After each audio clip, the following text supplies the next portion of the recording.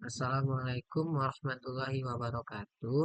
Perkenalkan, nama saya Okalip Ramadan dengan NIM 09 11 28 24 29 kelas SK4B.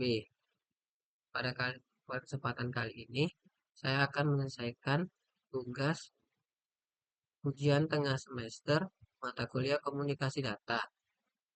Pada video ini, saya akan membahas bagaimana model OSI dapat digunakan sebagai pendekatan konseptual untuk meningkatkan kecepatan, keandalan, serta efisiensi komunikasi data pada infrastruktur jaringan sebuah perusahaan teknologi.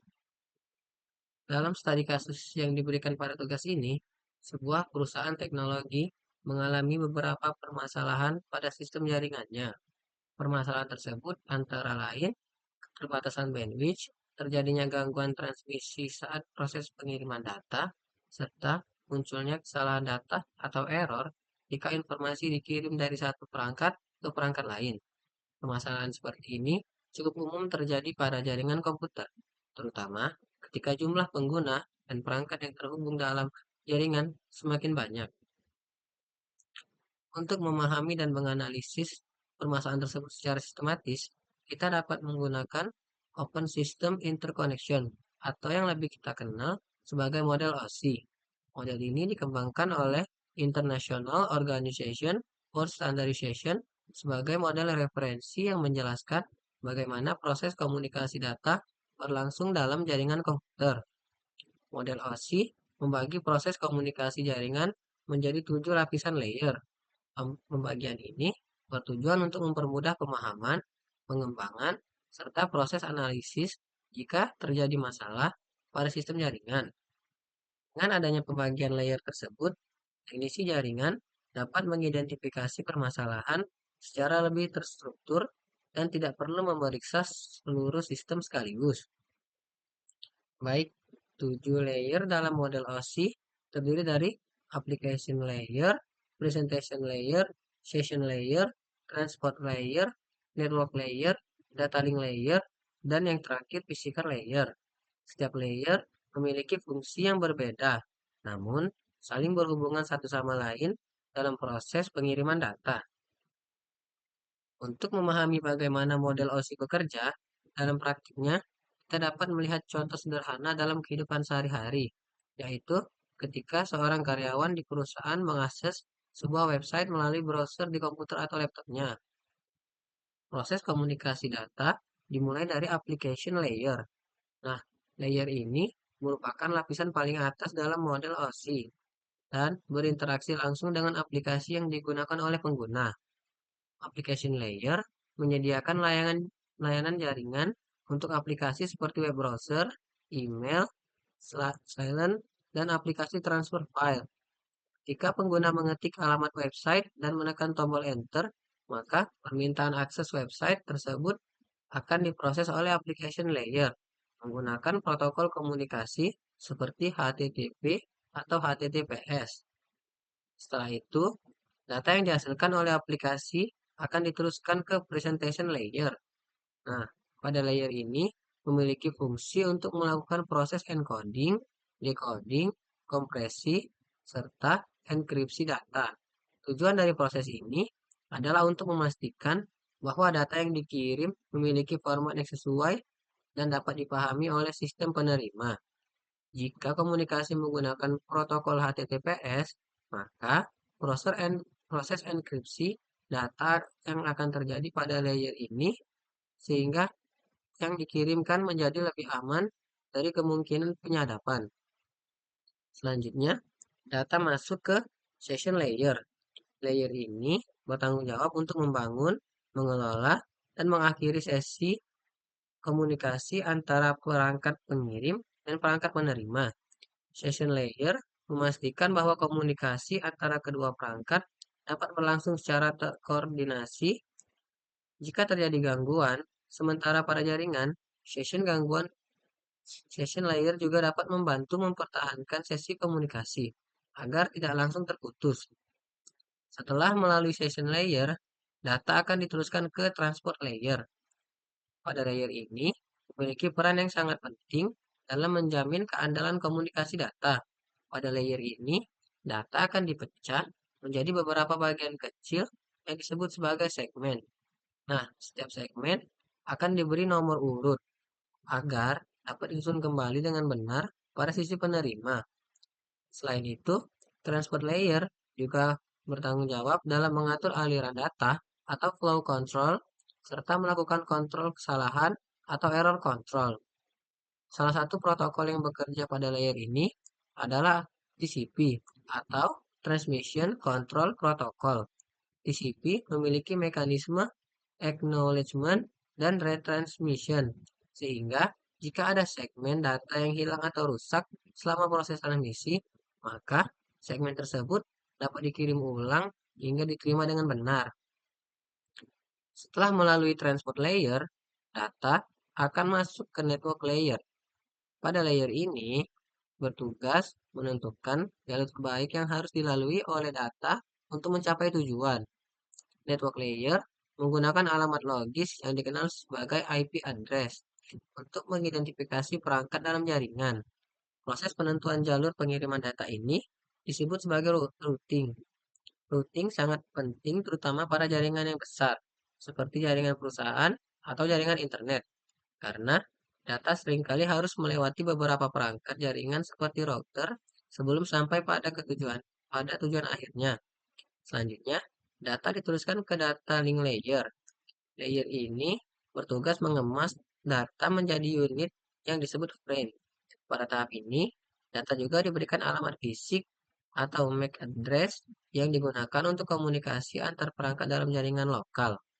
Data link layer juga memiliki mekanisme deteksi kesalahan menggunakan metode seperti cyclic redundancy check atau CRC untuk memastikan bahwa data tidak mengalami kerusakan selama transmisi.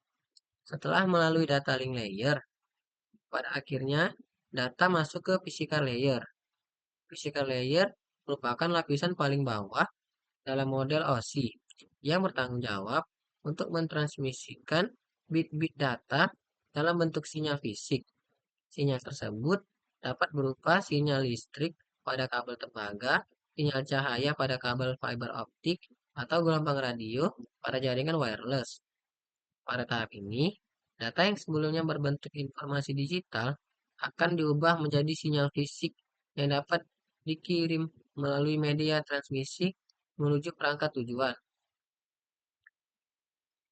Nah, proses ketika data bergerak dari application layer sehingga physical layer disebut sebagai encapsulation. Nah, pada proses encapsulation ini, setiap layer akan menambahkan informasi tambahan yang disebut sebagai header. Header tersebut berisi berbagai informasi penting, seperti alamat IP, nomor port, nomor urut segmen, serta alamat MAC. Penambahan header pada setiap layer memungkinkan data dikirim dengan cara yang terstruktur, sehingga perangkat penerima dapat memahami cara memproses data tersebut. Setelah data sampai di perangkat tujuan, proses komunikasi akan berjalan secara terbalik. Data yang diterima dalam bentuk sinyal fisik akan diproses terlebih dahulu oleh physical layer.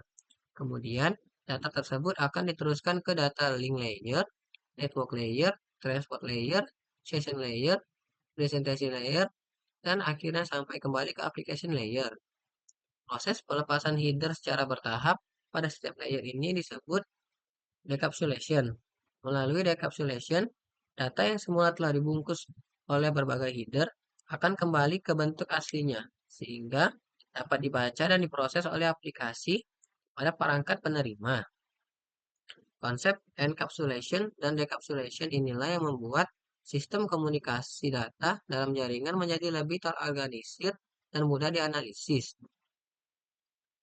Jika kita hubungkan dengan studi kasus perusahaan teknologi tadi, model OSI dapat membantu memberikan solusi yang jelas terhadap berbagai permasalahan yang terjadi.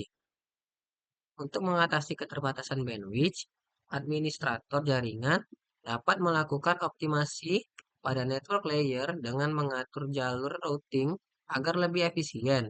Selain itu, pada transport layer, Juga dapat ditetapkan mekanisme flow control dan congestion control untuk mengatur jumlah data yang dikirim sehingga tidak terjadi kemacetan dalam jaringan. Nah, untuk mengatasi gangguan transmisi, analisis dapat dilakukan di pada physical layer dengan memeriksa kualitas kabel, konektor, atau kekuatan sinyal jaringan. Jika gangguan terjadi pada jaringan lokal, maka data link layer dapat diperiksa untuk melihat apakah terdapat frame error atau collision pada komunikasi antar perangkat. Sedangkan untuk mengatasi kesalahan data dalam pengiriman informasi, transport layer menyediakan mekanisme pengendalian kesalahan melalui protokol TCP. Dengan adanya announcement dan retransmission, data yang hilang atau rusak dapat dikirim ulang hingga diterima dengan benar. Selain itu, data link layer juga berperan dalam mendeteksi kesalahan menggunakan metode CRC. Dengan adanya pembagian layer yang jelas, model OSI memungkinkan proses troubleshooting jaringan dilakukan dengan sistematis.